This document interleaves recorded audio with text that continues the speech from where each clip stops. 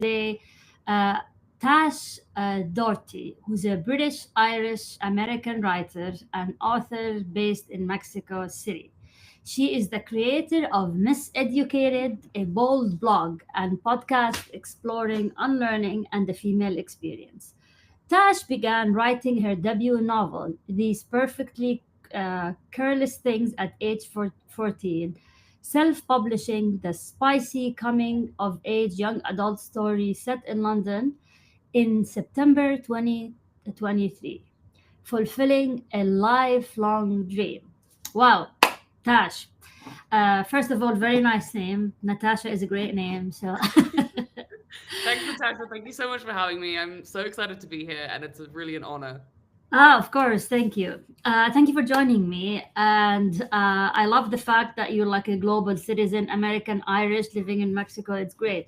So, Tash, I think the first question for me is you started at age 14 and then you published at what, like around 28. 28. So, Yeah. why did it take you? I know like writing books can take a long time, but why did it take you such a long time? Well, it took me almost literally half of my life to fulfill this dream because I actually ended up getting really distracted. I went to business school when I was like 19 years old. And when I went to business school, I thought that, I couldn't write teen romance fiction anymore. I had to get a big girl job and grow up and make lots of money and have a resume that has like tons of fancy companies all over it. And Okay. so I actually buried my dream. This was after 7 years of working on the book. And then after 5 years of I went to business school for 4 years, and then 3 4 years of just adult life working in technology. I was so disillusioned and depressed that I ended up coming back to my novel, and that was always that dream that I had. Including psychedelics and a bunch of other like spiritual stuff, which we could get into because it's quite fun. But I think it's at some point when you can be a young adult, you might realize that your life just isn't working for you. And that's exactly what happened to me. And so I had to break everything, quit my job, move to Mexico, and try and fulfill this dream of publishing my first novel, which I now have. And it's called These Perfectly Careless Things. And Oh, there we are. wow. I like Yeah. the cover. It's pretty Thank you. nice. But yeah, I think also it's embarrassing almost to say that it took me 14 years to write this book. But I think if you talk to a lot of authors, it can take that long sometimes, depending on different projects and life stages that people have. So the main message that I have for people is just don't give up, because it can take absolutely forever. And the process also of moving from being an aspiring author to an actual author was terrifying, because I had spent so much of my life being an aspiring author that I almost had to I was killing an older version of myself in order to transform to become an author. So that actual process also after 14 years was really hard. That's the growth that has to happen there. But now I've been an author for a couple of years, and it feels a lot better. So you do get used to it eventually, which I'm sure you also feel with your books, etc. So Huh. yeah, it's not an So easy I'm journey. Oh, well, I mean, this is great. So I'm curious, you're in Mexico City, Mm. and do you still have a fancy job or do you do writing full time? I mostly write full time, but I also do some consulting on the side. So I've actually been really lucky. My main passion, aside from my writing, or that's really related to Miseducated, is in women's health and sexual health. So I've Okay. been working with Clue, which is one of the world's leading period tracking apps, for over a year and a half. And I Okay. help them with content strategy and web analytics and all of the data stuff that I used to have, but in my old job. But it's applied to an area that I'm really passionate about. So I work Mm, very part-time, minimal hours for Clue, and then any other clients that kind of come my way. And then I try to spend as much time as I can writing, and also obviously creating a lot of video content these days, because that's what the world is demanding us writers to do. It's not enough just to write these days. You have to be a marketer as well, as Vanessa Van Edwards recently said on the Diary of a CEO podcast. So, it's a bit of a ah, balance, but it's just beautiful. And even yesterday, I was just here in Mexico City.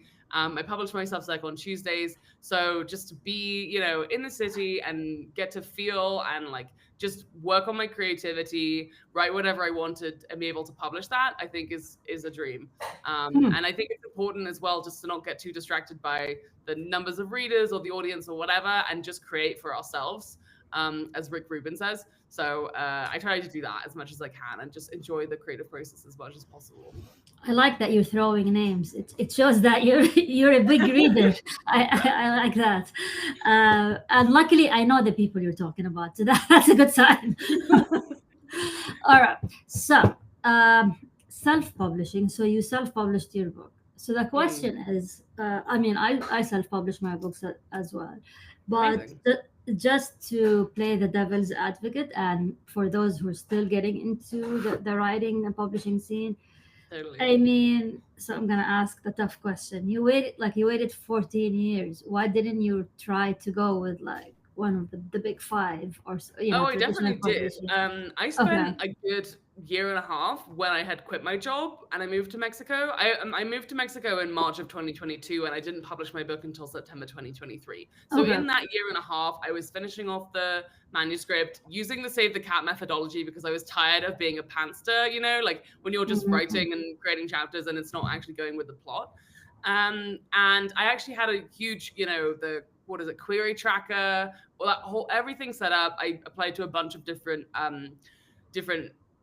publishers, but I think my genre was kind of hard because I chose 2010 as the time zone to publish the book in, and Okay. they don't really like to publish like recent-ish. Like they would rather publish something that's either set now or set like historically, right?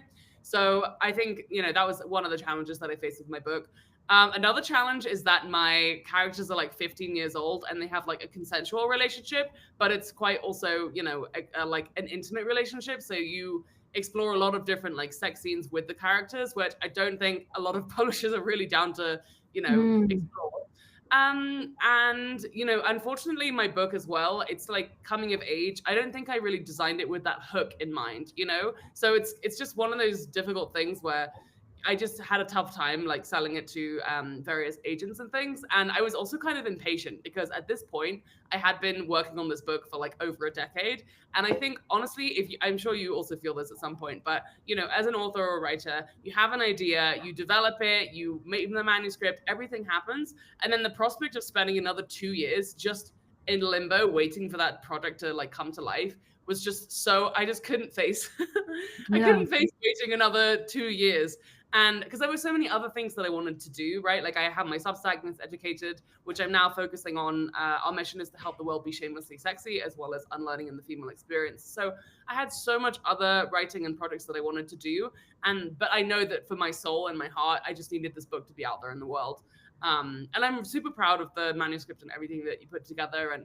And as you're saying with the self-publishing journey, which we can definitely get into, it's amazing to be able to go on Readsy and find your own editors, like Yeah. use Canva. I used Canva, like a book outline on Canva to like make my own book cover. You're buying Mm. the ISBNs, you're thinking about the markets that you want to selling it, you're pricing it on Amazon. You learn so much about the book publishing process by doing your own self-publish work.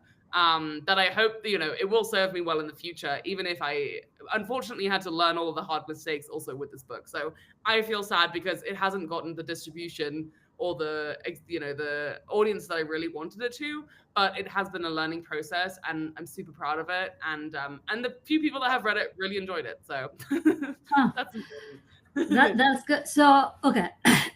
So for the sake of people who are listening and want to self-publish their books, can you Yeah. walk us through the steps of self-publishing and how did you do it? Did you hire a team? All of that. So yeah, totally. There's also you need to just probably decide how much money you want to spend in advance. I did a lot of extra steps that I wouldn't necessarily recommend. So you can get a developmental editor to help you with the actual story process itself. I ended up like basically undoing all the developmental edits that I had because I didn't like the direction that the book was going in. But basically, you get some kind of a sense of a manuscript together. I do a lot of beta readers as well. So I actually wrote an article on this. I think it's called it's on a Substack called Fictionistas, and it's called Okay. How to Work with Beta Readers. So when you're not, with the support of an agent or a big publishing house, you want to just have like 3 rounds I did of people in my target audience who read my book. I paid them to read it. They give me feedback. I improve the manuscript. So, over those 3 rounds of beta readers, I would say it's really, really great for getting your manuscript in a place that's like really exciting to your target audience. I also used the Save the Cat methodology to make sure that it was like an interesting plot. But then, you know, as What's the the manuscript, what's the safe cat methodology? okay, so there's a book called Save the Cat. I believe that the YA version of it's originally a screenplay focused book, and the main thing is that, you know, the reason why it's called Save the Cat is because it's a plot book, and in the first scene you're supposed to have the main character do something where it makes the reader on their side. So in my first scene of my book, my main character sees a snail walking along like the little garden table and picks it up and saves it and puts it in a plant pot, right? So you're now drawn, you know, whether or not this character has flaws, whatever, we are on the side of this character because they have done something small that you think is a little good deed. And then that helps the reader to feel empowered to like follow the character through the story. So anyway, there's the book. It's a book called The Save the Cat methodology. And I really recommend that. So that helps you a lot to not waste time writing chapters that are not going to end up in the plot and aren't like actually driving the story forwards. So you can write as much, you know, anyone can sit down and write 100,000 words. But if you want to write a good novel, like I was like, anyone could write a novel, but I wanted to write the best novel that I could write. So that book was really helpful for helping me figure out what is moving the story forwards, what is my character's main goal, and how am I going to get people to like continue to want to read the story over time. So yes, should I keep going into the Yeah, different? keep going with the process. Okay. Yeah. So once you've done a bunch of beta reading testing and your manuscript is really taking shape, I had a copy editor, so a proofreader. Unfortunately, my proofreader ended up going back to work at Penguin Random House. But if you go on readsy.com, you can find very, very high quality people who will just go through like a line editor, you know, line by line. And the point of these people, again, I paid this woman like $1,000 or maybe more to do this, but they basically identify all the plot holes in your book. You know, is each character named properly, right? Like just the whole integrity of the story itself is really improved by these line editors. So that's important, but also something that people say you can, you know, get a family member to read it, whatever. But I think having like just being able to, you know, I had the luxury at the time because I had some savings to be able to work with her and just see how she worked, like see the types of mistakes and things that she was pointing out, because you would be really surprised, you know, timelines, like the locations, like you said that her aunt was named Sally in this chapter, and then 5 chapters later you said her name was Deirdre or whatever. Yeah. You know, it can be that kind of stuff. So I recommend just finding somebody that you really want to work with through Readsy, and then you will have your finished manuscript per se. Then I use a service called Vellum, Vellum. And basically, this is another self-publishing tool. And what it will do is it will format. It's a software that you download. I think it costs like $400 maybe, but then you can use it forever.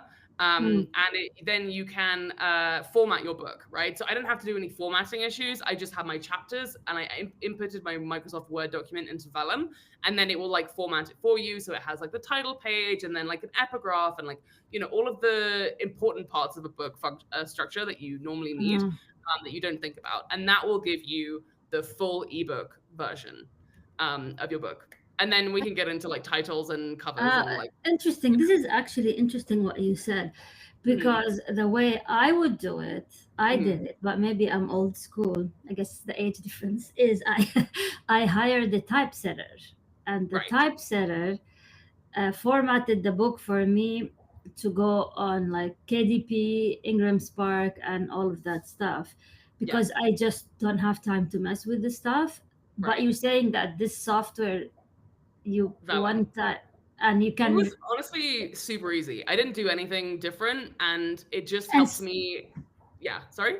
Sorry, and this I can replace the typesetter that I hired. Yeah, that's the problem with AI these days and software is we're just replacing humans left, right, and center. You know, it's a. That's it's too bad. I like her, but we'll see. But I think, for example, like. And again, I've watched TikToks that give authors like terrible flack for this. When I was writing my book, AI was not as much of a thing. So, you know, I did not use AI to like write the book. I used Grammarly, right, to help me edit it, which is technically using AI. I mean, it is. So, but then, for example, like that's what I mean about deciding how much you want to spend on creating this book and how and where and when, because you Okay. could pay for a typesetter. Like if you want to work with a typesetter, that's fine. But like at that point, I had already spent like thousands of dollars on different types of editors. So I focused on the people, the professionals who could like edit this manuscript to make the manuscript the best thing that it could be. And then I had already put a couple grand into it. So that's why I used, what was it called? Midjourney. Like I used Mm. Midjourney to make my book cover, right? Which again, I'm not like super proud of. And I think some authors would, and TikTokers would be, booktokers would be like, that's a crime. But I did, when you upload it to Amazon, you have to say, right, you have to select and say, did you use AI in the process of making this book, and how did you use it? And so of course I was very open about the fact that I used Midjourney. But because you can only spend money on so many things. Because I also made an audiobook, which is a whole separate section as well. So I went to a professional recording studio and recorded me reading this book for like 15 hours or whatever, which is also very good for helping to figure out typos. So if you're interested in that, it's making an audiobook is a lot of work. And then I also edited that audiobook myself. So I wouldn't recommend necessarily doing that, because I think that was probably like a couple hundred hours of work. But I also learned a lot and improved the manuscript because I caught a lot of typos through the What about the experience. different characters? Did you change your voice when you read the book? Yeah, I did, and I wasn't. That's what I would say is also difficult about not being a professional audiobook reader, is that. But then people love books that are read by the author. I think it's probably easier if you're a nonfiction author, because you could just do your voice. I did have a couple different voices for characters, and probably if I do my next audiobook, I'll be better at doing the characters' voices.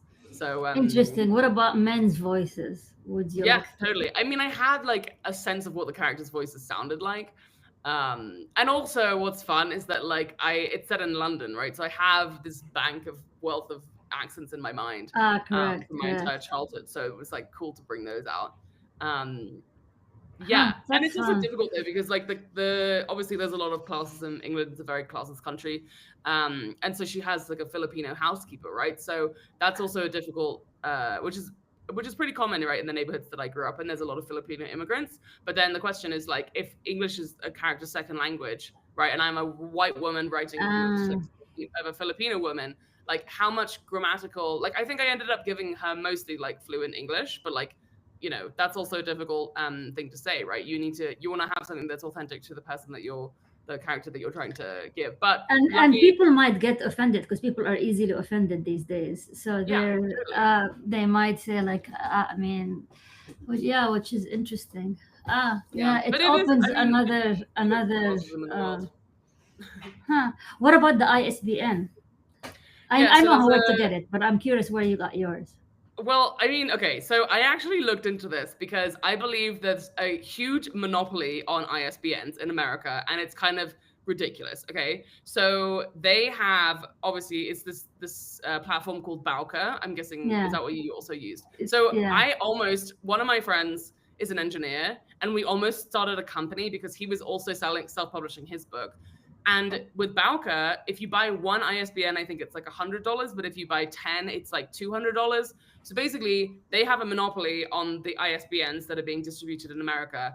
And if you look at the fine print, you cannot. What I wanted to do was bulk buy like 5,000 ISBNs and then sell them way cheaper to like authors on an individual basis, because you should be able to pay like $20 Um, or whatever for them. But they basically are just like scraping lots of money out of authors from this ISBN travesty. But if you read the fine print, they're like, you cannot resale ISBN numbers. So anyway, I went to the Bowker platform. I think I paid like $300 or something. And $300 then for one no, ISBN? I bought like 10s because I have Okay, audiobooks, and I wanted to publish more books in the future. And actually, okay, right now, I'm developing a new journal, a sex journal that people can okay, use to explore their sexuality. And I'm going to be using more of the extra ISBNs that I bought okay, from okay. self-publishing my novel. So That's I think, interesting. yeah, just again, at every turn, for example, Vellum or Bowker, it's like, if you can buy something that's going to help you invest in your career as an author, right? Like Vellum, I can now use for any other book that I want to format, or I have these 7 other ISBNs sitting around that I can use for my next book, right? Like, it's crazy to think about while you're doing your first self-published novel, but if you can just get like a little bit of room for growth and say, hey, maybe I do want to publish another book in 2, 3 years time, and now I'll have the resources to do that because I bought this Hmm. software. It's kind Would of you do nice. that? Would you do that again? Yeah, for sure. I would do it again. And I mean, you're not going to make money necessarily like on your book. Yeah. It depends how big your audience is. Like I have, other friends that have much bigger audiences, so they can self-publish and then like sell a lot more copies or get pre-orders or whatever. But ultimately, I think what is the point of having savings or having a life if you don't want to build and write and create the things that you want to create? Like again, my Yeah. teenage self, like had this dream of writing this book. I spent 7 summers writing that book. I basically learned to type, right? Because when you're 14 years old, you're still learning how to read, you're still learning how to write. So when I was able to reconnect with that dream, it was so important to me that I did that. That I have absolutely no regrets for any money that the money that I spent, because either that I was just going to waste it on like I don't know, eating food with my friends and drinking alcohol. So I Yeah. might as well be an author and enjoy that. Hmm. I love the mindset. Okay, so what are you working on these days? Yeah. Because you So these published the days, book. yes, I published my book. I actually was also working on a second novel. Now I'm kind of taking a little bit of a break from that, but it's another spicy teen romance novel, which I love. I'm really enjoying just the story. But basically, right now, what I'm doing is teaching sex writing. So I help people to use the power of writing to explore their sexuality. It's Hmm. based loosely on a book called Opening Up by Writing It Down by some professors at UT Austin. And basically, the idea that they found was specifically writing about traumatic experiences that people had had, or if you have a chronic illness or that kind of stuff. There's actually physiological and health benefits from writing, right? Which we all kind of vaguely know. We all know that like Yeah. journaling and things is good for us. But I really love writing, and so I want to help people to connect with that power for themselves. And I think a really under-researched area of this is through sexuality. And it was a set of tools that I kind of discovered by accident because on my Substack, Miseducated, I was writing openly about my sex life just for fun. And then suddenly I started learning all of the different aspects of what I like in bed, what am I attracted to in a partner, or how did this person, how did I feel towards them? Like, did they hurt me? What hurt about this experience, etc. So now my super fun project that I'm working on is designing a series of sex journals. So it's going to be Hmm. prompted in a beautiful, like I'm meeting tomorrow with a woman in Mexico who I'm hoping going to work with on this. But yeah, just having like a moleskin beautiful style journal just for yourself, where you can explore your sexuality through a series of prompts and different chapters. So the goal with that, probably the structure that I'm thinking of, is that it's going to be 20 minutes of writing for 20 days. And so after 20 days, you'll have finished the book and you'll have like a bunch of different takeaways, and hopefully some new insights into your sexuality and what you like. And yeah, it's just going to be a bit of fun. So I'm really excited to hopefully develop that and bring that to market, hopefully by the end of the year, but we'll have to see. Hmm. I love that. Okay, so when it comes to marketing, I know you're active on Substack. You're also active on TikTok, right? Yeah, I am active on TikTok, yeah. So, so these like marketing techniques, where do you Mhm. think you moved the needle more in terms of book sales and brand Right. awareness? I would say that's why book sales is like a lot harder than I thought it was going to be. Yeah. I would say that I have not cracked book sales. It's a whole different ballgame. I also do Amazon ads. So that's another area that I'm developing my skills, right? You need to know how to price your different keywords, those kinds of things. So it's a whole learning process. I've also used Facebook and Meta ads. And I think through my Amazon ads so far, it's been a terrible return, but I've sold like one copy of my book. And then through other platforms like Goodreads, my other friend runs a great app called Bookworm. So these are other kinds of like review platforms. Those can also be a good way. I think, and I've also spoken on a lot of podcasts, and I think, yeah, I actually don't have very good advice, I would say, for selling books. But it's something that I'm still trying to explore. And I think it's one of those things, at least for me, I think it's going to end up being a compound effect of doing this work for like 5 years, right? Because again, when I started out, I had no audience, right? So I now have my audience on Substack, I have my audience on TikTok, but they're still quite small. So it's like as those things continue to grow, Then when I put out a book in like 5 years time, I'll have, maybe 10,000 people will read it. And that's a goal that I really wanted to get to. So I do hope one day to sell like 1,000 copies of my book. But it's much easier said than done. But I would say warming people up through Instagram is always a good thing to do. So I always, I think Instagram probably has been the best because those are my family and friends, the people who are closest to me. But then you could post things like, I did a poll about like, what should I title my book? And I had 10 different title options that I couldn't choose from. And the people's responses on Instagram helped me to choose the title. So it's involving people in the process of writing a book is also fun. And then you can also celebrate, with your family and friends who are there. But yeah, I would say it's challenging, and I wish that I had some other tips and techniques that I could give people, but it's still a learning process, and I'm still only like a year and a half into that. So yes, come back and learn more in a couple of years' time once I figured everything out. So I want to talk a bit about Substack, and in theory, this should be working. I haven't checked, but we should be live streaming on Substack now through Riverside, which very cool. Thank you for setting that up. I really appreciate it. I've never done it's something. It's still new for me, and I'm still experimenting with. So many writers now are migrating to Substack. I love Substack, so I'm curious to see what your experience has been with Substack, subscribers, paid subscribers, book sales, all of that. Totally. Well, I'm actually also an investor in Substack at this point, because like a couple of years ago, I don't know investor? if you saw this. Oh, look at you. Yeah, because it was a community fundraising round. I did not buy that many shares. I think I bought like $100 or something of Substack shares. But it's cool because now, they did a community fundraising round, so I recommend that. But yeah, I think what I love about Substack was that I wanted to always write a blog, and I have actually also other articles on my website. But Miseducated was this idea that I came up with like 10-ish years ago, and then really started like putting it together like 4 years ago. I also worked at Vox Media, and I actually pitched the idea of Miseducated to Vox Media, and they were like, oh, we kind of already have the cut, whatever, we don't really need like another platform to like explore this. But the mission now for Miseducated has evolved into helping the world be shamelessly sexy. So I write pretty openly about my own life, my sex life. And then I also try to relate it to like, sex research. So a lot of times, you read like a primary research paper and they'll say something like, only 18% of women can have an orgasm through like penetrative sex or something. And then I say, okay, how does that actually compare to my real experience? Because I think we can look at scientific diagrams all day, but like often there's a disconnect between like what people are actually experiencing and what the science is telling us through that educational process. So that's how I kind of like offer myself up on the internet to different sexual experiences that I've had. And that's been really fun. I think I really enjoy exploring those kinds of things.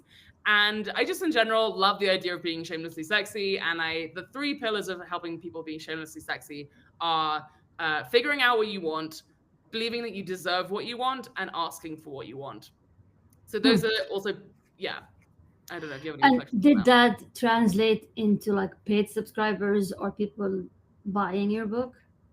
So it's definitely, I think it's improved my branding a lot. So it's my brand presence is much more cohesive now because I have a mission that people are excited about. So I would say definitely my subscribers have increased. What's also really helped me a lot with subscribers is doing collaborations like this. Or I also collaborated recently with a really great sex writer on Substack called Abigail Melina Burns. And she writes a Substack called Happy Endings. So she's married and writing about her sex life, and I'm single and writing about my sex life. So we had so much in common. I felt like we were like on fire in the conversation. I was like, I just have like a total writing and like girl crush on her. She's like a really cool person.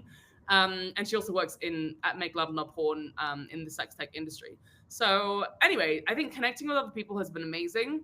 And also, I think tapping into your own communities is really important as well for driving Substack subscribers. So I'm in a group called Unmute. It's mostly retired women in a writing group together. One of my friends introduced me to the group a while ago, and it's led by my writing teacher, Anne Randolph. And so most of my original paid subscribers came through that writing community. So every Friday during our writing classes, we have a shout out Friday, and I was sharing my Substack. So that's how I originally got a lot of my paid subscribers. But I'm sure many Substack readers and writers can relate. It's really difficult to keep a paid subscription platform aspect going, right, while you're trying to grow. So right now, I have paid subscriptions turned on, but unfortunately, I'm kind of very neglectful to my paid subscribers. I don't treat them Hmm. very well. I mostly just say, hey, this is you're helping to support my work, because ultimately, I realized that like a lot of my key pieces about sexuality, for example, about me pegging my boyfriend, or I did like a psilocybin. I did this one article that I did called "What's It Like to Orgasm on Psilocybin." So I took a magic mushroom protocol, psilocybin protocol, and then I like masturbated and I did the data around that and what was the experience like. It's like these are my cornerstone pieces. So why am I going to have them behind a paywall, right? Like I want more people to read it. I want people to Hmm. share my work. So I'm still in that phase now where unfortunately I'm just putting out all my content for free, even though I could be, maybe monetizing some more of it. But that's a better strategy for me right now. I do feel really guilty about neglecting my paid subscribers, but ultimately, I think they're mostly, like my cousins and stuff who are just like in it to help me. And I do hope to offer my paid subscribers better things in the future. But right now, it's like there's still so much writing that I want to explore and so many topics that I'm exploring around being shamelessly sexy. So it's just fun. How many paid subscribers do you have? I think I have like 26 right now, but it's been going down. Like I was up to like 35 maybe, and that's also awkward because then some of them are your friends, and then they stop paying, and then you're like, oh, we still friends or whatever. It's fine. But Yeah. honestly, like my one of my friends, she's a really big reader of mine, and I also this is a huge tip that I recommend for Substack writers in general. It's really important that you are like creating and doing the things that you want to create. And also, just like building any product, it's really helpful to interview your readers now and then, and ask Mm. them, like, what do you like about my work? What resonated with you? What time of day do you read it? Are they reading it while they're like scrolling on the toilet? Or are they Yeah. like relaxing with a glass of wine after work, right? Like, there's a lot of different ways that people are consuming content. And I think just having that, keeping your ears perked up to what your readers are looking for, it can be really helpful. And I also, another really great tip is to always take your friends' questions to you very seriously. So I had a friend who was visiting town and she went to MIT, so she's like super smart. And she was like, hey, Tash, like, what is dating like in Mexico City? And I was like, well, I'm going to write you a fake scientific article where I'm going to do like, it's going to be like the data, the research, the examples. Example one, like I had 6 different examples of men, and I wrote an article called On Dating Mexican Men for my friend because she asked me this question. So that was really fun. I got to share it with my friend, and that has now been one of my most successful articles since. It also does really well on Google search rankings, which, Google, people are still searching things on Google, by the way. So Yeah. I get a lot of inbound from people reading my article on Google from Google search. And they'll literally type in, like, what is it like to date Mexican men? And because I have this, like, Yeah. spoof a scientific article, which was really fun to write. And I do little graphs and stuff too. That's a little detail that I like adding to some of my posts. That people have discovered my work through that. So yeah, I would just say if your friend asked you, I don't know, like what was it like to grow up in Jordan and then move to America, right? You could write a really interesting piece for Jordanians who might be interested in moving to America. And I'm not saying that you Yeah. maybe don't connect with the fiction or whatever that you're working on, but you do have a lot of expertise on that topic. So Yeah. Yeah. that's That's very interesting. I love the tip that you said. Take what the questions that your friends ask you, seriously. That's a very well, Tash. I can talk to you with you for hours, but yeah, unfortunately, I have to jump on another call, and then I have totally. another live interview. But this has been wonderful, and for anyone who's listening or watching, how can they get in touch with you, Tash? Yeah, come find me on Substack. My Substack is called Miseducated, which is MISS educated, all one word, by Tash Doherty. And yeah, find me on Instagram, Tash Doherty _ on Instagram, or Miseducated _ on TikTok and Instagram. So yeah, hope to connect with more writers and readers out there. And thank you so much for having me. It's been a super amazing conversation, and I have so much more to say, but we'll have to save it for another time. We'll definitely stay. I'll see you on Substack. Amazing. Yeah, I love that. I'll Yeah. definitely follow. I'm Like, actually going subscribe, live on comment. Substack in 2 hours, so come watch me there I hope with you will. with Yeah, and have a another great rest of writer. the Yeah. day. It was so awesome to meet you. Yeah. Thank you so Likewise. much. Take care, Tash. See you. Bye Bye. bye.